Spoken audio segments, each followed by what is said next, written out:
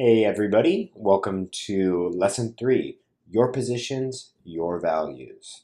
So what we're going to do in this lesson is go a little bit more deep into the principles and morals section on the Excel database we were just looking at and further define out your principles and values and be able to articulate that a little bit more clearly as we move into more of like a campaign message and campaign theme development. So we'll get into that in just a second. So I didn't want you guys to think we were getting too far away from the Excel sheet. So we're still going to be Excel nerds. We're going to be huge Excel nerds and giant nerds in general, hence the nerdy background. You like this? This whole time, you guys probably thought I actually had like a grayish, blackish background here in my apartment. Nope, just a green screen. You stick anything I want in there. Anyway, let's get back to it here. So your positions, your values. Before we jump back over to the Excel, I just wanted to talk a little bit more about this idea about principles and morals and how to incorporate that into political issues and when you're talking about the political issues. So uh, just a little bit more about me and my background. So I'm from a really small conservative town and grew up in a totally Republican family and always knew basically as far back as I can remember being politically interested, which was very young, knowing that I was different from my family and that I held different beliefs. And I can't exactly put my finger on why that is the case, but I think a big part of it is being gay. Growing up gay in a small town, conservative area, when it wasn't accepted as it is today. And it was not terrible, definitely better than growing up in previous generations, but it makes you realize that you're different. So you get accustomed to being different already. So it wasn't that big of a deal for me to feel a lot different than my family already because I already felt different. And it forced me to look into other people more, try and put myself in their shoes to figure out what they were thinking and what they were feeling and trying to relate to them. I think that was part of dealing with the struggle inside of myself. Something I brought out in me was looking into other people, which kind of made me develop a little bit more of like a bleeding heart. And we all know what direction that heads, a little more in the liberal direction. So there was that, and then I also spent a lot of time with my grandpa when I was a kid. Him and my parents owned an agriculture type company together, and essentially for several years, my job was basically riding around in a car with my grandpa all summer, every single day, and then like working in the fields as well. So we spent tons and tons of time together. And my grandpa was the only person in the family that was a Democrat. And this was in the 90s. I was born in 85. So really my formative years are like the 90s to a T. I was 5 years old to 15 years old throughout the 90s. And these were the Clinton years, to be sure. Totally the Clinton years. And most of the time, all I ever heard about Bill Clinton was bleep, bleep, screw that, bleep and bleep, bleep. Like he was hated in my family, super hated, except for my grandpa. I, I would hear different stuff from my grandpa about him. And I remember um, hearing my grandpa speak. I think it was maybe the first time I heard someone in my family speak positively about the president of our country. And I was like, whoa, what? Grandpa, you don't hate Bill Clinton? You're a Democrat? I remember actually asking these words because it was so novel to me at that time. So, and I always identified with the things that my grandpa said and the way that he talked about society and people and political issues. I always identified with him more. So I think that's where a lot of that came from. And I'm obviously very grateful to all of that. And so moving on from there, when I went away to college and I studied politics at Sac State, California State University, Sacramento. Sac State's a pretty big school, 40,000 undergrads, I believe, and a lot of them are commuters. They're not your typical 18 to 21-year-old kid that moves away from home and lives in a dorm on campus and lives in this sort of insulated bubble where they read a book and then talk about it in class the next day. Not that there's anything wrong with that, but this is a different experience. A lot of the undergrads are adults further along in their life and their career. They're going to school at night sometimes or part-time, and they drive, some of them, for an hour plus just to get to Sac State to take their classes. So you get a much more diverse student body. And in my political science classes there, everyone was encouraged to talk about political events, current events at the beginning of class, and then just in your regular discourse and discussing the course material.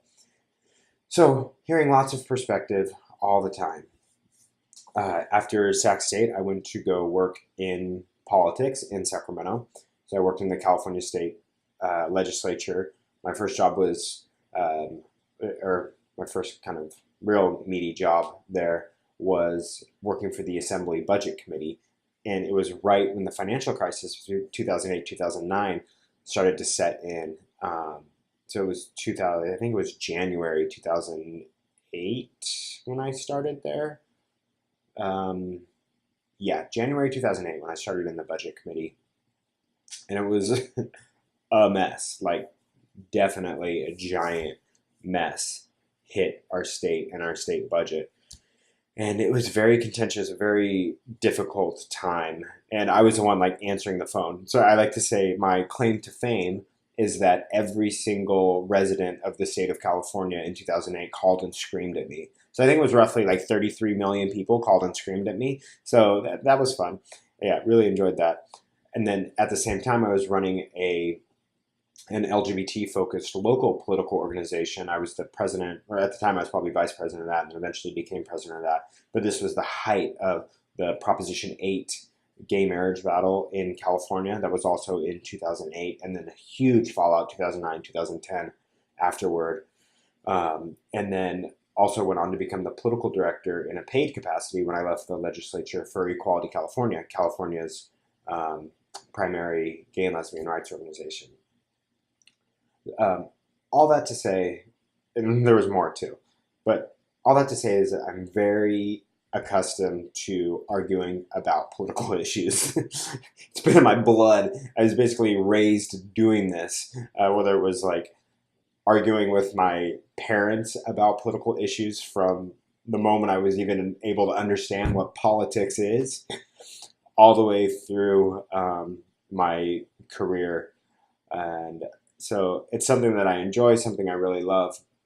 But why am I telling you all this? The big takeaway here is that I realized that so much of what I've said and done in arguing about politics was a total waste of time, complete 100% waste of time, falling on deaf ears. I don't argue about politics the same way that I used to. I don't even really argue about politics that much anymore because I'm sick of it. I'm just over it. Maybe if I run for office one day, then I'll be forced to talk about it a lot more.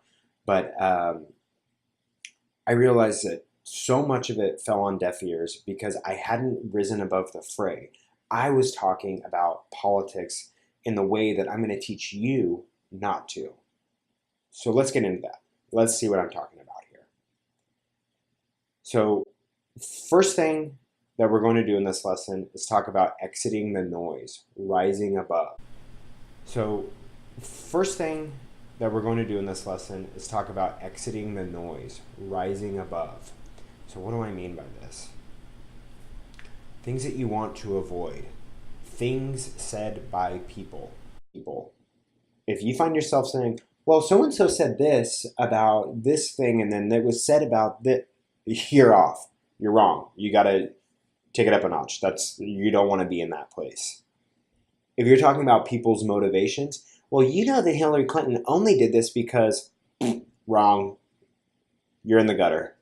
Or, if you think about it, Donald Trump has only ever been motivated by, you're in a losing battle. If you're talking to someone that's a Trump supporter, trying to convince them of something about Donald Trump and talking about his motivations. They're not going to care at all what you have to say about it.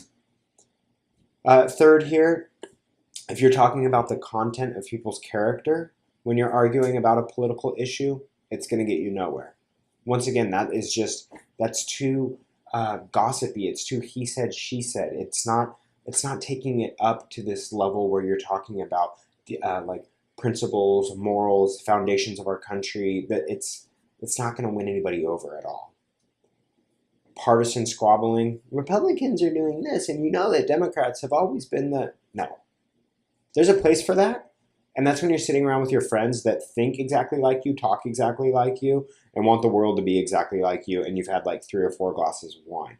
That's when you start talking about, well, we all know the Democrats do this or Republicans are this. Yeah, otherwise, it's not going to make any difference arguing about political issues.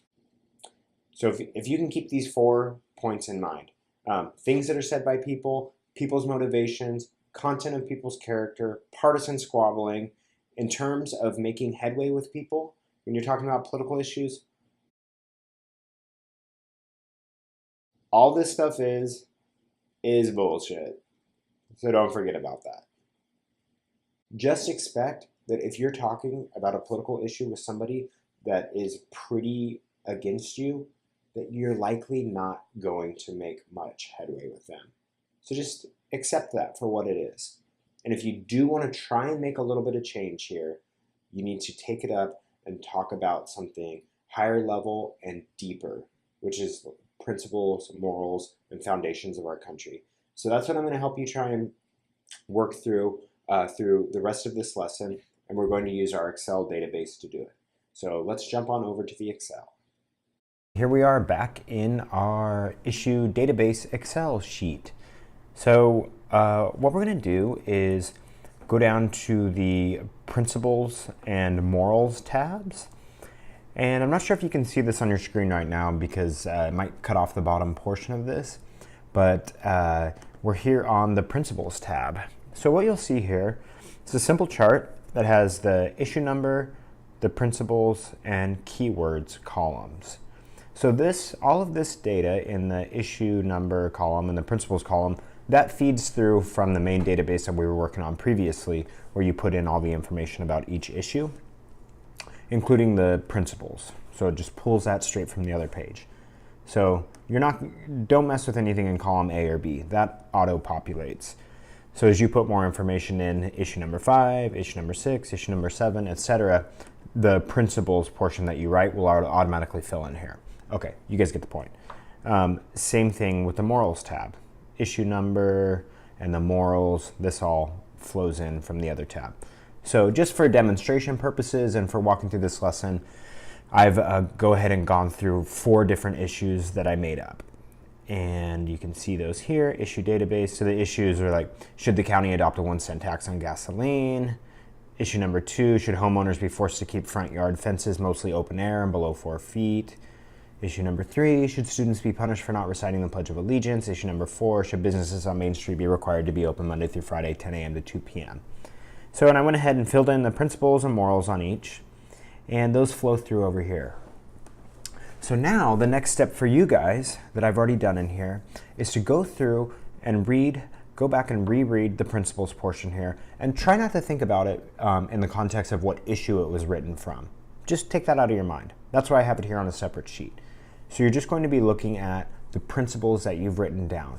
And then over here in the keywords column, it should be keywords or phrases, but try and pull out keywords or phrases that really stand out to you. So what I did here is I read over and pulled those keywords or phrases out. So you can see I have things like tax restraint, government when necessary, being considerate is the only acceptable way, freedom of faith, people behave the way they want, freedom of choice, free enterprise. So I said earlier I was like going for like a libertarian style Chris. So you can see that's starting to shine through here in the principles that I wrote about in all the other issues. So same thing in morals. They've flown through, and I pulled out some keywords here. So I have like care for environment, treat others the way you want to be treated, people's inert drives, do and say as you please, unregulated personal expression. So you can see how all of that stuff flows through. Okay, so now we get to the really interesting part. So what we're going to do is take these pieces and try and craft one sentence, 1 to 2 sentences on morals and 1 to 2 sentences on principles. So guys, this is really tough to do. So don't get discouraged. Don't beat yourself up if it doesn't sound perfect right when you're doing it. So I'm just going to take a stab at it. I'm just going to do it over here in the margin of this sheet, actually, just so that we can all watch together. So let's say, okay, we're working off of this. So care for environment, treat others the way you want to be treated, people's inherent drives, do and say as you please, unregulated personal expression. So if I'm thinking about my morals, something that transcends government and policy and really like drives the way that I think about humanity and spirituality and morals, and wrapped up in here, I'd say that, so I believe in the freedom, let's say, I believe mankind within their hearts and souls are driven to be good to one another, and when they are freed to do so,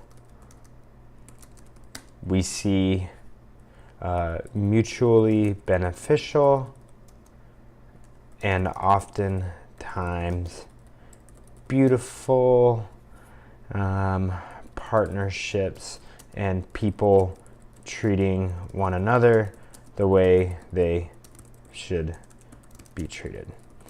Okay, so that's just let me make this so we can see it. So obviously I'm just kind of spitballing this based off of the content that I have here in the keyword section that I've pulled out. Yours will probably make a little bit more sense than that, but you get the idea. So then you'll go over here and do it on the same thing for the principles. So once again, I'm just going to make a little cell here that we can work on together. Wrap it, make it a little bit bigger. Okay, so let's take a look at my keywords here in the principles. So tax restraint, government when necessary, being considerate is the only acceptable way, freedom of faith, people behave the way they want, freedom of choice, free enterprise. So I would say like, I think government should fundamentally get out of the way of free choice and free enterprise, and that when people are free to, and that when people are expressing their freedom of faith and freedom of choice and enterprise, ultimately transparency and productivity create an effective and stable